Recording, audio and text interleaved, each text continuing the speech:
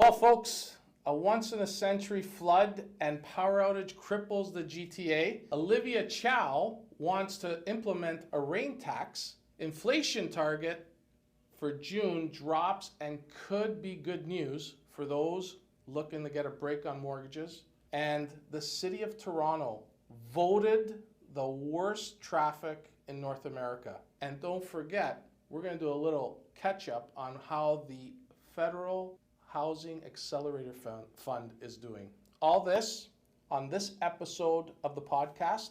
I want to thank everybody for joining today, and I also want to thank those on Spotify and Apple for listening in. So folks, it's going to be a busy one. We were crippled with a rainstorm beyond belief and power outages, which basically crippled the city. We had the Don Valley Parkway flooded. We've had a ton of sub pumps not working and causing basements to flood. It was absolutely crazy. Union Station looked like Wild Water Kingdom. We had 190,000 homes without power for pretty much a full day, and it created chaos, unbelievable chaos. And what do politicians do? They take the opportunity to ring the bell of climate change. Bruh. Folks, the reality is we had this happen in 2013, okay? In the summer of 2013, we had an even worse flood. And that was the opportunity for city politicians to invest in better infrastructure. A lot of our water, sewer, infrastructure systems are close to 100 years old and need unbelievable upgrading. And yet, these councillors did nothing back then. And the reality is, if you go through the list of councillors that are sitting on the City of Toronto's council, a lot of them were around in 2013 and that are still there. So these are incompetent folks that should be focusing on core services and infrastructure to keep this city moving. And the reality is, they're not doing their job. They're focusing in on pet projects and silly little things like bike lanes, renaming projects, that was it. But folks, we need to get more accountability. We need better value for our tax dollar. And we need folks that are focused on making the city run smoothly, okay? We were just voted the worst traffic city in North America by TomTom, which is the GPS app, that the GPS little road system, okay? We're third worst in the world behind London and Dublin, okay? We are so bad that this weekend we have the Honda Indy in the City of Toronto and an Aussie race car driver by the name, I think it's Lockie Hughes, was stuck in traffic and had to resort to renting a bike to make sure he got to the racetrack to make sure he was there for his press conference. How embarrassing is that? That a race car driver has to resort to renting a bicycle. Folks, it's a disaster, okay? And what do these politicians want to do? Our mayor wants to implement a rain tax. What's a rain tax? A rain tax is to encourage people to keep green space so that when it rains, the ground is porous to collect the rain. They don't want any hard surfaces. And if you have hard surfaces, you're going to be charged a tax based on how much hard surface you have. Now let's think about this for a minute, okay? So this city has a housing crisis, okay? They're trying to encourage people to build units, build more housing. They're trying to increase density. They've implemented as of right, you could build up to 4 units in a house. They want to encourage laneway suites. They want to encourage garden suites, okay? Which is going to take up green space, okay? So what the fuck do they want? Do they want more housing or do they want more green space? And if people are going to go out and build garden suites and laneway suites and then be charged a potential rain tax, isn't that kind of counterproductive? Maybe the solution is we build tree houses. Like, what type of asinine ideas are we dealing with? Why don't we focus on core services? Get this transit system improved.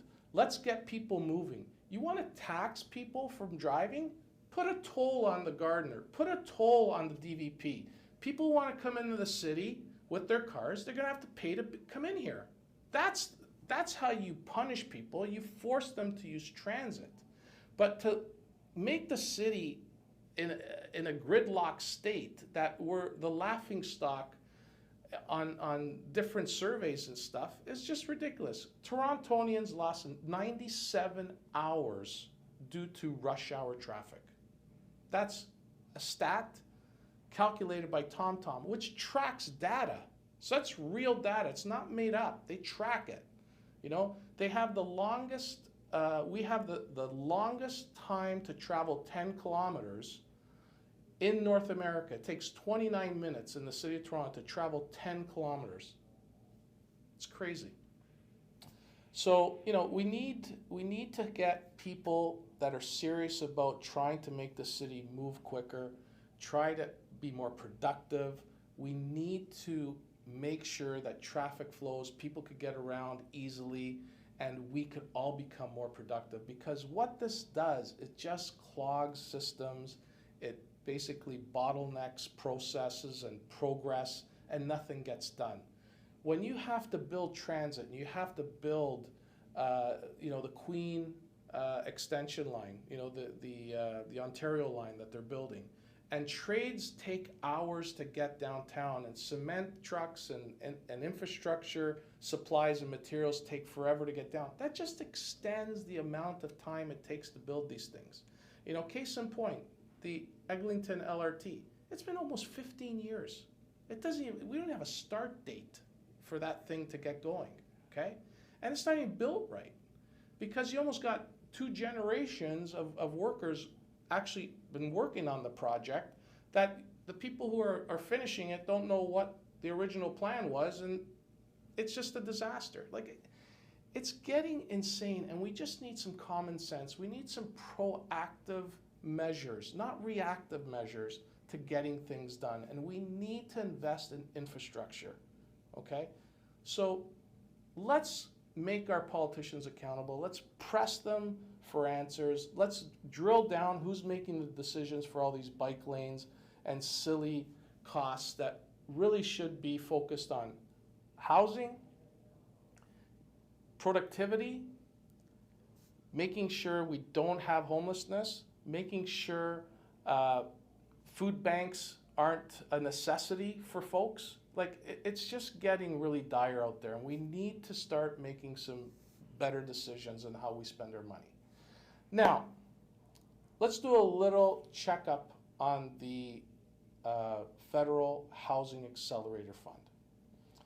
This was all the hoopla back in the fall. We had Minister of Housing, Sean Fraser, gallivanting around the country, doling out money with satchels of cash, giving cities an incentive to increase the speed at which folks could get permits, people can build homes faster, and try to make sure we can meet the required almost 3 million homes that have to be built by 2030 or 2031, I believe. Now, the numbers are not looking good, okay? Here's some stats. Housing starts fell 9% year over year. We're expected to build 260,000 this year. We're only at, I think it was 200 and change, 230 some odd, okay? We're down 9%. Multi-units are down 12% to only 180,000, okay? And here's the big problem. The 2 most populous provinces, BC down 12.1% and Ontario down 22.6% in housing starts. This is not a good sign for the Housing Accelerator Fund. As a matter of fact, housing, the the building of housing and developing of housing is in reverse. We're going the wrong way. Like, this is like planes, trains, and automobiles. When, you know, Steve Martin and John Candy are going the wrong way on the highway. Like, this is not good, folks. So I've always mentioned that I don't think anything's gonna get built. Government doesn't build houses, the private sector does, and they have no incentive to do so, okay? These development charges are too high. Although we did see a quarter-point decrease in interest rates, it didn't move the needle at all, okay?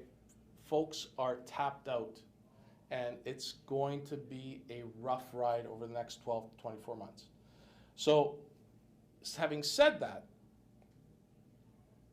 we do believe, with the inflation print that came out this week for June, came in at 2.7%, lower than expected and lower than May's 2.9%. We did see the bond market taper off, come down, which is an indication that next week we could see another rate cut, which bodes well for those that have been anticipating it. But here's the problem. It's not going to do much. We are seeing 90 to 100,000 mortgages coming due every month, and those folks are coming out of very low mortgage rates, okay, 2.5%, somewhere in the variable, fixed rate payments that started off at like very nominal interest costs, and they're having to reset.